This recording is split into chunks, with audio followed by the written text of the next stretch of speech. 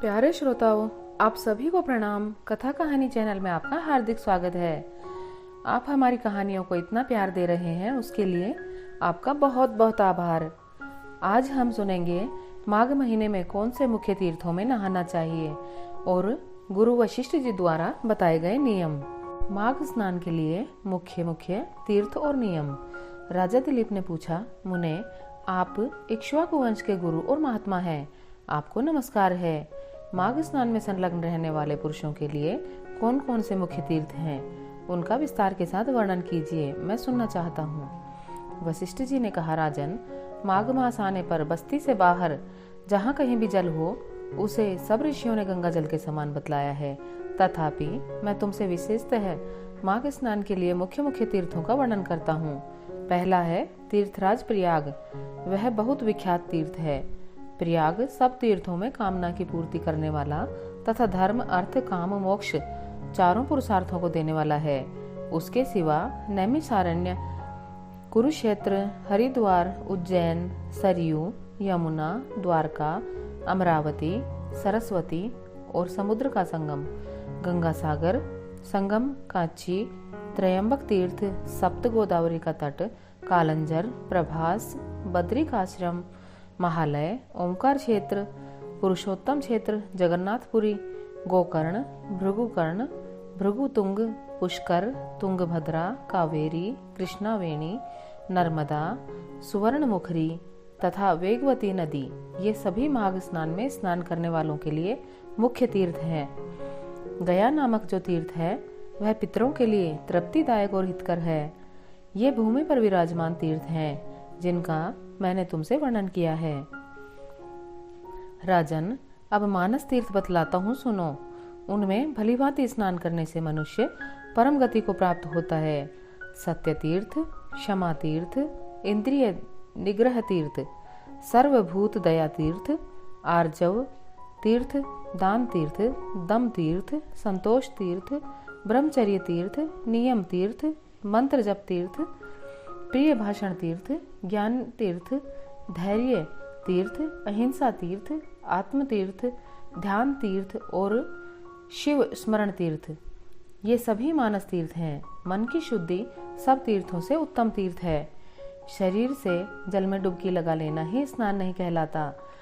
जिसने मन और इंद्रियों के संयम में स्नान किया है, वास्तव में उसी का स्नान सफल है, क्योंकि वह पवित्र एवं स्नेह युक्त चित्त वाला माना गया है। जो लोभी, चुगलखोर, क्रूर, दंभी और विषय लोलुप हैं, वह संपूर्ण तीर्थों में स्नान करके भी पापी और मलिन ही बना रहता है। केवल शरीर की मैल छुड़ाने से मनुष्य निर्मल नहीं होता, मन की मैल धुलने पर ही वह अत्यंत निर्मल होता है। जलचर जीव जल में ही जन्म लेते और उसी में मर जाते हैं, किंतु इससे वे स्वर्ग में नहीं जाते, क्योंकि उनके मन की मैल नहीं धुली रहती। विषयों में जो अत्यंत आसक्ति होती है उसी को मानसिक मल कहते हैं। विषयों की ओर से वैराग्य हो जाना ही मन की निर्मलता है। दान, यज्ञ, तपस्या, बाहर भीतर की शुद्धि और शास्त्र ज्ञान भी तीर्थ ही हैं। यदि अंतःकरण का भाव निर्मल हो तो ये सब के सब तीर्थ ही हैं। जिसने इंद्रिय समुदाय को काबू में कर लिया है, वह मनुष्य जहाँ जहाँ निवास करता है वहीं वहीं उसके लिए कुरुक्षेत्र, नैमिषारण्य और पुष्कर आदि तीर्थ प्रस्तुत हैं, जो ज्ञान से पवित्र, ध्यान रूपी जल से परिपूर्ण और राग द्वेष रूपी मल को धो देने वाला है। ऐसे मानस तीर्थ में जो स्नान करता है वह परम गति को प्राप्त होता है।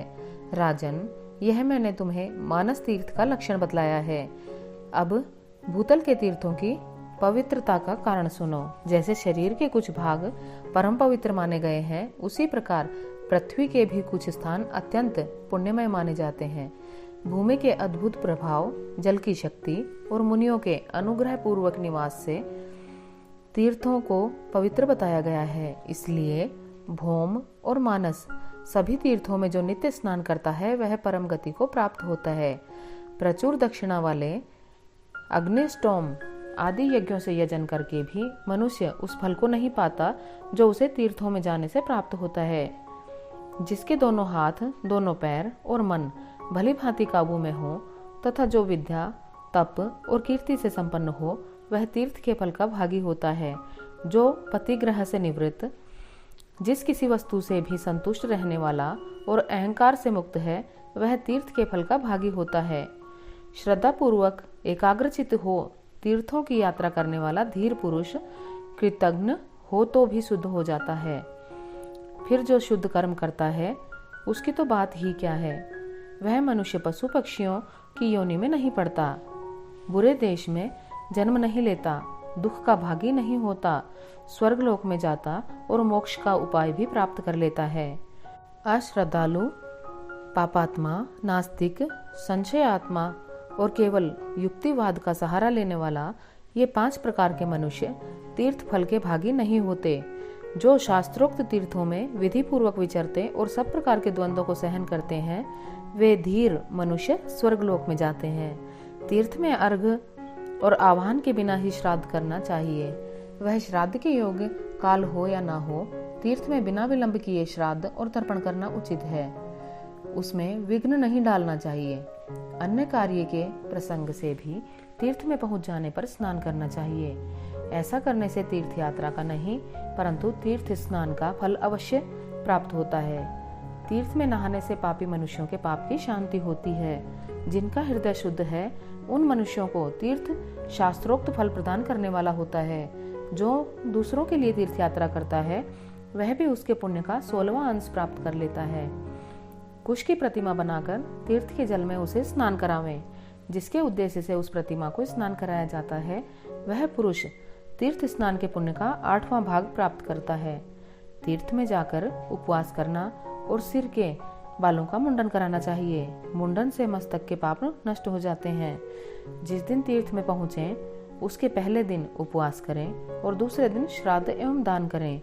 तीर्थ के प्रसंग में मैंने श्राद्ध को भी तीर्थ बतलाया है। यह स्वर्ग का साधन तो है ही, मोक्ष प्राप्ति का भी उपाय है। इस प्रकार नियम का आश्रय ले माघ मास में व्रत ग्रहण करना चाहिए और उस समय ऐसी ही तीर्थ यात्रा करनी चाहिए। माघ मास में स्नान करने वाला पुरुष सब जगह कुछ न कुछ दान अवश्य करे। बेर, केला, आंवले का फल, सेर भर घी, सेर भर तिल, पान, 1 आढ़क मतलब 16 सेर, चावल, कुम्हड़ा और खिचड़ी, ये 9 वस्तुएं प्रतिदिन ब्राह्मणों को दान करनी चाहिए। जिस किसी प्रकार हो सके माघ मास को व्यर्थ नहीं जाने देना चाहिए। किंचित सूर्योदय होते होते माघ स्नान करना चाहिए तथा माघ स्नान करने वाले पुरुष को यथाशक्ति शौच, संतोष आदि नियमों का पालन करना चाहिए। विशेषतः ब्राह्मणों और साधु सन्यासियों को पकवान भोजन करवाना चाहिए। जाड़े का कष्ट दूर करने के लिए बोझ के बोझ सूखे काठ दान करें।